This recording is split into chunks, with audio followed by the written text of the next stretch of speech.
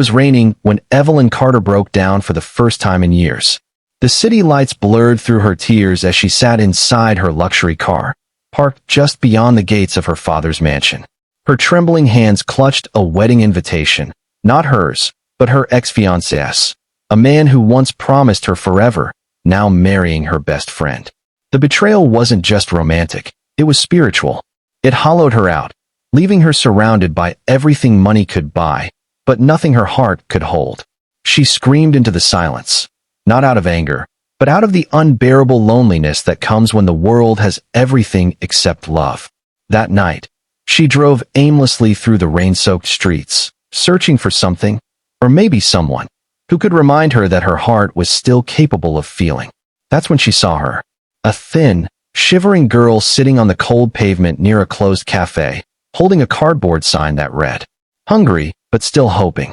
Evelyn hesitated before stepping out of her car.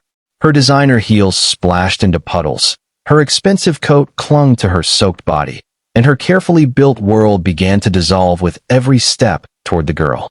The young girl looked up, startled. She couldn't have been more than 18. Her skin glowed with youth, but her eyes told stories of nights without sleep and dreams deferred. Evelyn knelt beside her. "Have you eaten?" Evelyn asked softly. The girl shook her head. "Not today." Without a word, Evelyn helped her up and guided her to a small 24-hour diner nearby. The girl's hands trembled as she picked up the spoon, her hunger visible in every movement. Evelyn watched her, something stirring in her chest, a strange blend of compassion and ache. "I'm Evelyn," she said quietly. "Amara," the girl replied, her voice fragile but kind. As Amara ate, Evelyn found herself staring, not out of pity, but recognition. There was something about the way the girl smiled through her pain that mirrored the broken resilience in her own reflection. They talked for hours. Evelyn learned that Amara had lost her mother 2 years ago and had been on the streets since she aged out of foster care. She dreamed of becoming a nurse, but couldn't afford college. Yet, every word she spoke carried hope. "You smile," Evelyn said softly. "Even after everything." Amara looked up. "Because if I stop smiling, I'll stop believing." Evelyn felt something shatter inside. The walls she'd built, the bitterness she'd nurtured. That night, she drove Amara to a small guest house her family owned and told her she could stay there for a while. But as she returned home, guilt crept in. Her father, the billionaire philanthropist, had built his empire on generosity. Yet she, his daughter, had built her life on control. For years, Evelyn had hidden behind luxury to deny her own emptiness. Helping Amara felt like touching a wound she'd long ignored, and now it was bleeding. Days turned into weeks. Amara's laughter filled the quiet halls of the guest house.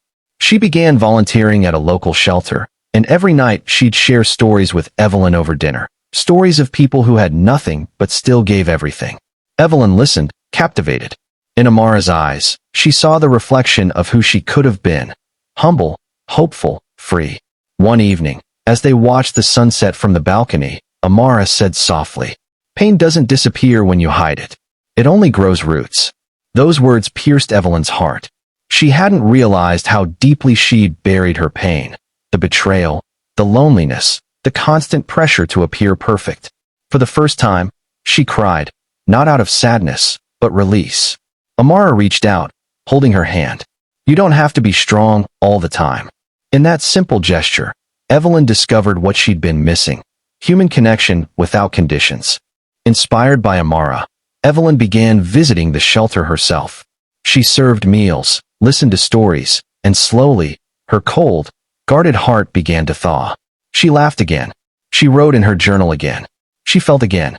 The mansion that once echoed with emptiness now carried the sound of healing, quiet, steady, and real. And somewhere between shared meals and shared silences, Evelyn realized. It wasn't Amara who needed saving. It was her. Months later, Evelyn stood at the opening of a new foundation, Hope Haven, a home for homeless youth, built in partnership with Amara. Cameras flashed, crowds clapped, but all Evelyn saw was the young girl who once sat in the rain, now standing beside her, radiant and confident. Amara had enrolled in nursing school, her dreams finally within reach.